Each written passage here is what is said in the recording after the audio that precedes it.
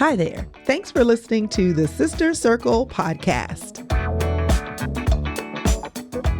My name is Chrystal Evans-Hurst, and I'm your host. Thanks for tuning in to another episode of the podcast that's designed to help you live your life well and to make it a life you love. Listen, you get to choose.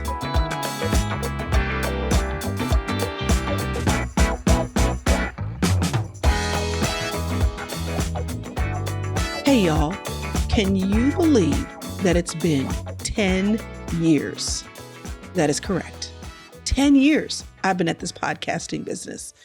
I'll never forget, it was May in 2014, the first Monday, and I was sitting up in my bed with my laptop in my lap, trying to make sure that the podcast that I recorded, actually a few podcasts to be exact, was going to be able to be uploaded and sent out because I'd said I was going to do it. And by golly, I was going to do it. Little did I know that 10 years later, I'd still be doing it.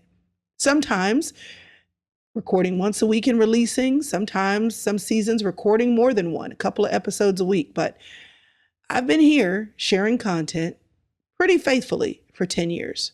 Now that's evolved and changed, and we introduced some video back in 2020. But I know that there are some of y'all who are audio listeners first, and you've been rocking with me since day one. There are some of y'all who joined me during the pandemic in 2020, and you've been rocking with me since then. But 10 years is a long time to do anything. If you've read my book, She's Still There, you probably already know celebration is not my natural thing to do. But even I said we should probably do something to celebrate 10 years. So one of the things that we're going to do to kick off the celebration of this 10th year is going back, to the beginning, where it all started, episode 1. There are probably a few of you who did listen to that episode, but you probably haven't listened to it recently. And there are many more of you, I'm sure, who've never heard it. Here's the good thing, though. This is kind of satisfying. Not much has changed. Now, my voice has changed. What's up with that? With the passage of time, your voice getting deeper? I'm not sure. You'll hear the difference in my voice. But what you will also hear is some of the sameness of my messaging. Some of the core of why I started still being true. I'm a believer that people really don't change much. There are some exceptions to that. We definitely can mature. We grow. We learn greater self-control. We learn how to adapt behaviorally. We even change because, if you give your life to God, Jesus can change you. But there are a lot of things that he more refines, cleans up, carves out. But there's a lot of stuff in you that doesn't really change. You just hone the good out of it and you refine it and you make it better. More useful, more for the better good. What I'm satisfied with when I listen back to episode 1 is not much has changed. Yeah, I've gotten better at it, and yeah, I've gotten fancier, and yeah, there are different microphones, even though literally right now I'm on the first mic I ever used. Some things don't change. Yeah, we've added video and we've added different theme music, and I've had amazing guests, and absolutely the process has changed a little bit. I used to edit every single one of these myself. But really, the core messaging is the same. I'm just a girl who decided to turn on a microphone and share what she was learning so that other people might be helped. The core messaging hasn't really changed. We've added some fine tuning to it. We've embellished it a little bit. I think the messages have gotten more mature, deeper. And a lot of that I have to thank you for, because you would tell me, you would email me, you would comment on a podcast, you'd come to the blog, you would give a review to the podcast wherever you listened, and you'd tell me, Chrystal, more of this, please. Or can you answer this question? Or can you have this guest on your show? And so, based on your feedback, I'd grow. Sometimes, y'all, you just have to press start, record, You just have to begin. And you're doing it with the cheapest equipment you can find and the free music that you can get your hands on and the software that came free with your computer. Sometimes you don't know what you're doing and you don't know who's going to listen and you don't know who's going to be blessed or helped or encouraged, but you just know you're just supposed to press start. And then you find out 10 years later, it was the right thing to do. So I'm excited about listening back to episode 1 with you and enjoying the higher voice and the initial thoughts and the core of the messaging for where this all began. And also, I'm looking forward to continuing. So here's to celebrating year 10. Here's to remembering where we started and to getting reminded and encouraged of why we keep doing what we do. So if you've been waiting to press start, go, record, begin, this is me telling you, what are you waiting on? If you just get started, maybe 10 years from now, you'll be glad you did. But for today, here's to all things Chrystal's Chronicles, Coffee with Chrystal, and y'all know I believe we're better together, the Sister Circle podcast. Who knows what'll come tomorrow? But for now, we celebrate today and begin again. All right, y'all, here we go.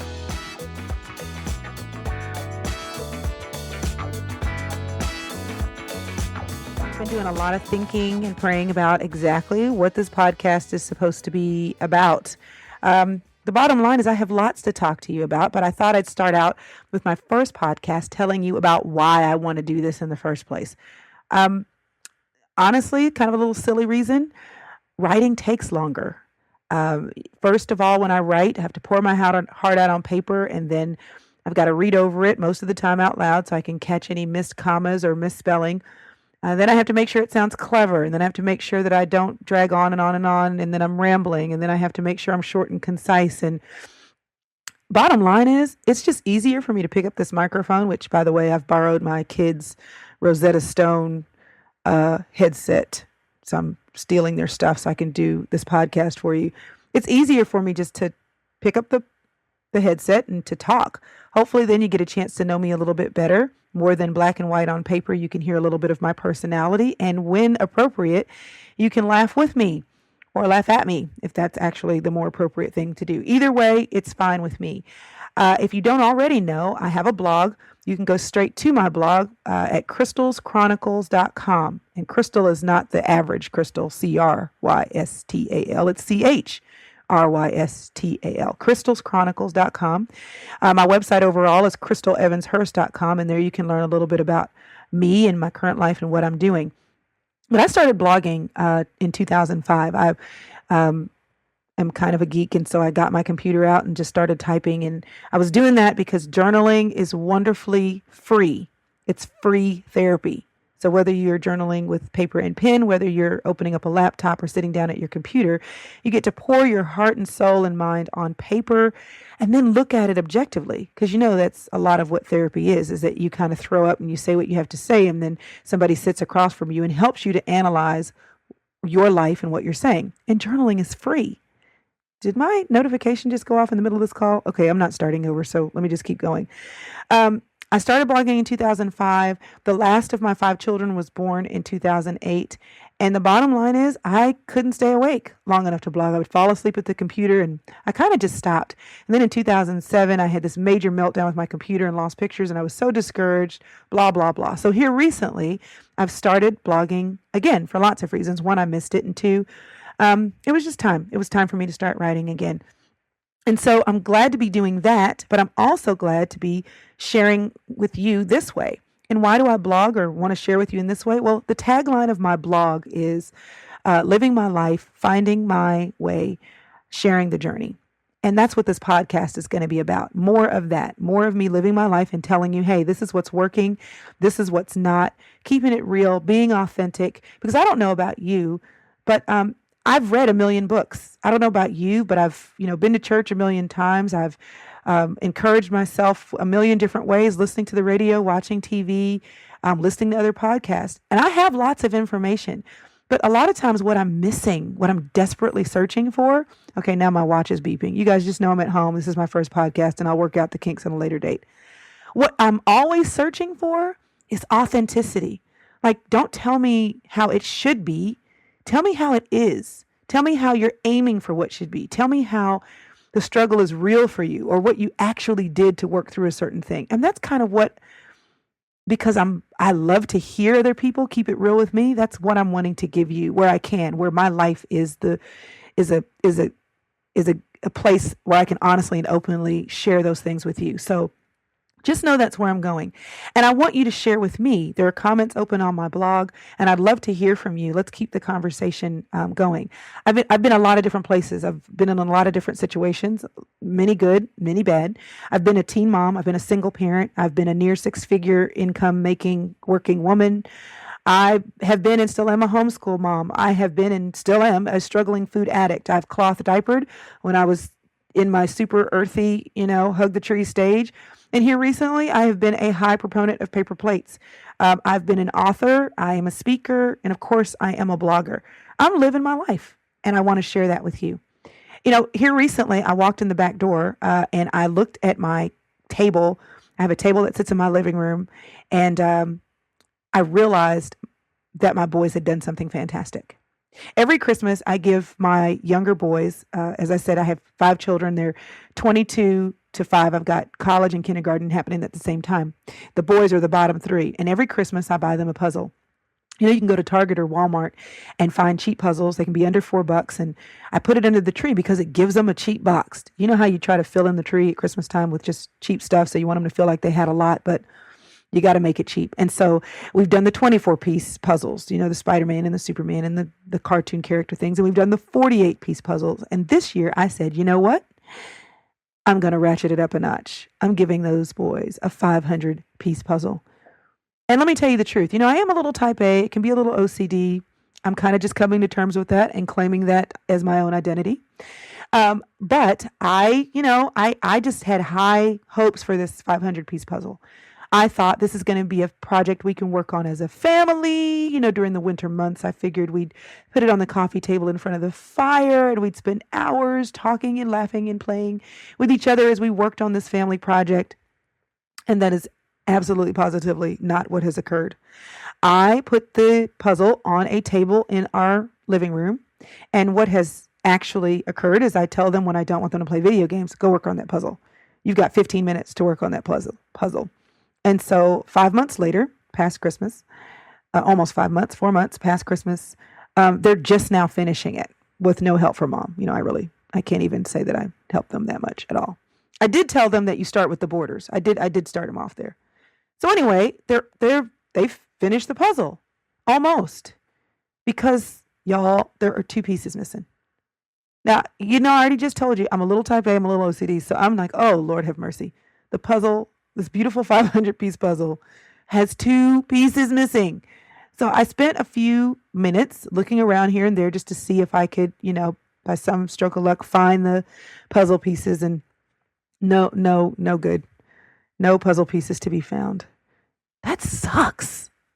500-piece puzzle, and there's 2 pieces missing? It's a brand new puzzle. And I thought, surely in this day and age, somebody somewhere has figured out how to solve this. Somebody somewhere, either maybe the company will send me another piece. So, I'm kind of on a mission. And I was just Googling around, because Google is my best friend. I probably got 37 tabs open in Google Chrome right now. But anyway, that's a whole nother story. I Googled and found this site called Jigsaw Doctor.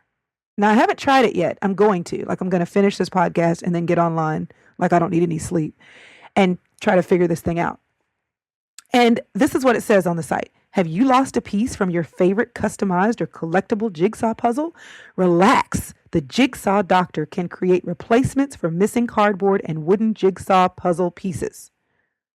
The Jigsaw Piece Doctor specializes in replacing standard size cardboard pieces, but they can also replace wooden pieces. And don't worry if you don't have the original box or the picture. Good, because my kids tore that box up a long time ago. The Jigsaw Doctor can recreate the missing part of the image.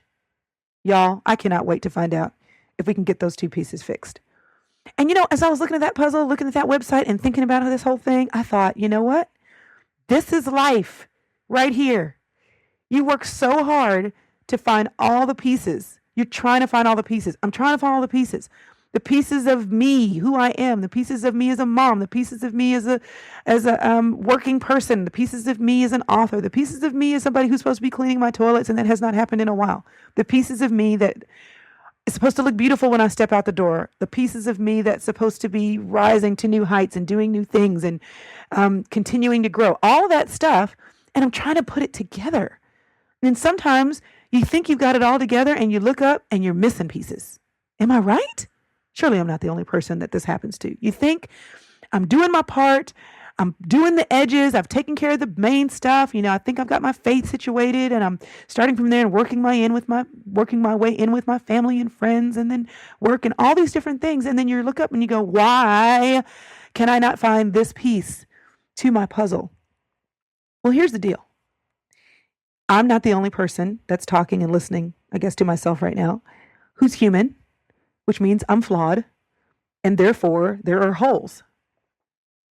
And somebody somewhere, and I know who that somebody is, designed this picture not with holes, but because I'm human, I've lost some of the pieces, or maybe I've not treated some of the pieces well, or maybe I have misplaced them. They're still around here somewhere, but I can't quite put my hands on them. But there's an original designer who made this puzzle.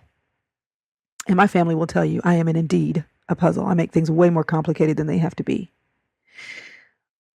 And I do my part to try to put all these pieces together that he's given me. Because he does give you pieces. He gives you a personality and he gives you talents and he gives you, and by he, I'm talking about God if you haven't figured that out yet. He gives you experiences and he gives you desires, and you're trying to put all these things together. I want to have a successful career. I want to have kids that obey and make me look good. I want to have hair that goes where I put it and stays there. I want to have size 8 jeans, which I've not seen size 8 since I was like 15. We try to do all of these things. And we put together these pieces that he's given us. And here's what this podcast is about. Here's what my blog is about, if you haven't been reading my blog. It's about F's. I flunk regularly in putting these pieces together. No, really. I have 4 F's. Faith, family. Well, there's 5 technically. Faith, family, food, and fitness. I count that as one category. And fun. Faith, family, food, and fitness, and fun. And I do make F's in some of those categories on occasion, more times than I would choose to admit. Those are my puzzle pieces. My faith, my family, my body that I have to live in and what I do to keep it in working order. And then everything else, fashion and having fun and pulling hairs. And if you've been following me on my blog, you know what I'm talking about. And here's the deal. I don't have to figure it all out. I'm human and I'm flawed and I'm going to lose pieces. It's just going to happen. There's no way around it. It's just going to happen. But because there's this guy in the sky who made me and knows what I'm supposed to look like, he is the Jigsaw Doctor. Me having faith doesn't mean I have it all figured out. There are some things in my life, and I will be honest about telling you what they are, where I'm like, hello, God, are you even there right now? Are you listening to me? Are you real? Because if you heard my request, wouldn't you work this out for me? I'm not really understanding what's happening. Just because I have a family, do I love them? Sure. Does it mean I always know what I'm doing? Absolutely not. Absolutely not. Let me tell you something. Every mother out there, your kids are going to need therapy. Yep, they are. We all need therapy. Now, there's levels of therapy. There's the therapy you pay for. There's the professional. I go sit down in somebody's office and pay them to listen to me. There's the informal therapy where you talk to your girlfriends, your college girlfriends or your high school girlfriends or whatever about how your parents are driving you nuts. There is the post-20s therapy where you're talking to your spouse or adult friends about how your relationship with your parents is still complicated and you're trying to figure it out and what they did right and that you were able to take with that into your adulthood and what they did wrong and you're trying to work through that. And I'm not going to do that to my kids. But what you don't realize is you may not do that, but you're going to do something else. Your kids are going to need therapy. So family is another area where, hey, I love my family, but sometimes it's just not happening the way it should be. Food and fitness, another puzzle piece. Let me tell you, as I'm recording this thing right now, I still have the grease on my tongue from the fries that I had 2 hours ago from McDonald's. Yes, I did. I drove through McDonald's and had a medium fry. And I asked for a small tea, but because they're $1 and I think they thought they were doing me a favor, they gave me the large sweet tea. It's sitting in my car right now. I tried to drink half of it, but I just reminded myself that it's out there and I might have to go get it. The point is, I struggle with that. I've lost 30 or 40 pounds before in my life and I gained them back. I told my husband after this time of losing weight, if I start gaining this weight back, I'm just going to be fat and happy and call it a day. Because this is too much work. It's too hard. And then fun. So I spent all these weeks on my blog talking to you about hair, getting my brows tweezed and the hair off my upper lip waxed off. And it was traumatic. And I thought, okay, this is great. I've done it. And then the hair started growing back. And I'm sure not going to go get that thing waxed again. It was ridiculously traumatic. So anyway, I'm somewhere, and I took a picture on Instagram the other day of my feet. Okay, I really am going somewhere. And my daughter sent a zoomed in photo of that picture to me in a text. And she said, Mom, you can't take a picture of your feet like that if you're not going to take that hair off of your big toe. Are you serious right now? Am I supposed to get the hair off of my toe too? Who makes the rules here? Who said that the eyebrows need to be tweezed and threaded and your lips shouldn't have a mustache and there shouldn't be hair on your legs? That one, I'm not sure about that. I'll ever conquer that one. But my big toe, y'all, this is my life. Puzzle pieces. And I'm here to tell you, I'm not going to be perfect. None of us are going to be. The only perfection requirement that we have is that Jesus Christ did it for us because he knew we would never be able to do it by ourselves. And whether it's faith, family, food and fitness, or fun, you just have to start where you are. You have to be honest about where you're starting and say, okay, God, my faith, I don't have it all figured out. I need you to put these puzzle pieces in place for me. I need to know who you are. I need to figure out what you're saying to me. Do you speak? I want to hear you speak, and I want to know that when you're speaking, you're talking to me. Family? Yeah, I know all the rules about how marriage is supposed to work, or I know all the rules about how I'm supposed to be successfully satisfied as a single, and that's not happening. Or what I'm supposed to do as a mother, and I'm not supposed to yell, and that's not happening. Food and fitness. I just had the fries. Fun. We could go on and on here. The point is, perfection is an illusion. We won't be perfect until we stand before Christ in any of these areas. Matthew 6:33 says, seek ye first the kingdom of God. What? And then all these things will be added unto you. Why did he say that? Because he knew that he created this beautiful puzzle and that we were going to try to work with the pieces he'd given us and realize at the end of the day that we are going to come up short. And he said, hey, if you just seek me out, I'll help you fill in the puzzle pieces. I am the ultimate jigsaw doctor. And it doesn't mean it's going to be easy. Y'all, we cannot have a testimony without also having the test. And we don't want the tests. But that's the way we get the testimony. You don't have to have the stuff all figured out. And I'm learning every day what I believe about my past, present, and future. And I'm compelled just to share my lessons and experiences, just so that God, as he works in me, that work may be an encouragement to you. So that's what my podcast is about. Next week, I'm going to give you a sampling of some of these areas. Remember, there are 4 F's that I regularly flunk in. I do have some success sometimes too. Faith, family, food and fitness, and fun. And over the next few weeks, I'll be doing a short podcast, 15 or 20 minutes on each one of those areas of focus. Now, this one you're listening to on my blog. But next Monday, you'll be able to listen on iTunes. I have some great friends that have been helping me figure this stuff out because, as you can imagine, with everything that I have going on, being up until 3 o'clock in the morning figuring this out for myself, it probably wasn't going to happen. I'll be honest right now, it's like after midnight on 5/5, the day that I'm supposed to release the podcast.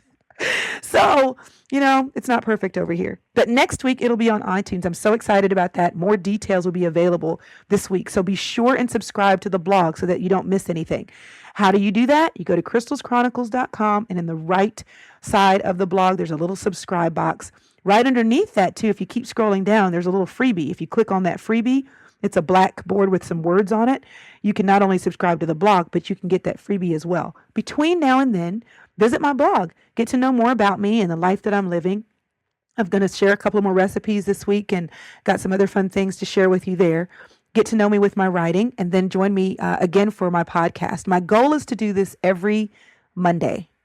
is to get on with my kid's stolen Rosetta Stone microphone and talk to you about what's happening and where I think that I can be an encouragement to you. This is my life, and as the India Ari song I Choose played at the beginning, I choose.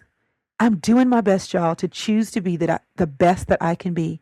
I'm doing my best to choose to live in faith and not fear. It's not easy, y'all. I'm choosing or trying to choose to fight to the finish, to my finish, if that's what it takes. And I'm doing my best to choose to find the way, his way, that way that he has planned just for me.